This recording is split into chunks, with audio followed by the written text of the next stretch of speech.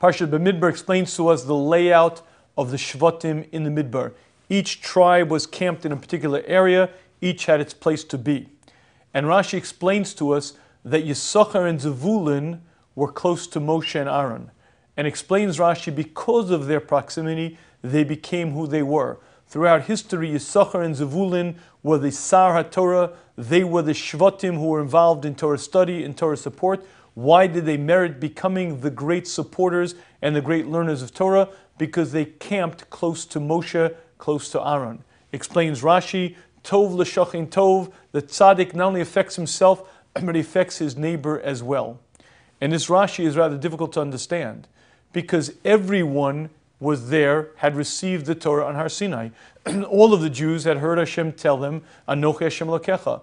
Yet Rashi is telling us the single reason why Yisachar and Zevulun became the great Torah masters was because they were close to Moshe and Aaron. That doesn't make much sense, because they were close in proximity, because they happened to have camped closer to Moshe, therefore they became who they were. This Rashi is difficult to understand. And I believe the answer to this Rashi is that we human beings are tremendously affected by our social climate, by the people around us. The reality is that Moshe and Aaron were very, very powerful personalities. They created a culture, they created a climate. Yisachar and Zevulun, because they lived right there, daily were affected. The climate, the currency, that which they valued became Torah, because those personalities were near to them. And as much as we human beings hate to admit it, we are tremendously affected by those things going around us.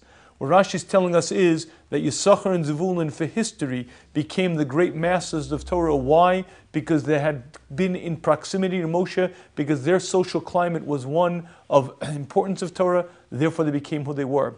And I believe this Rashi shares with us a tremendous insight, and that is the average person thinks that he's smarter than the average person.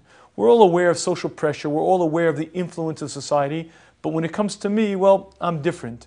The reality is a person's currency, that which he values, that which he strives for is greatly affected by those amongst whom he lives.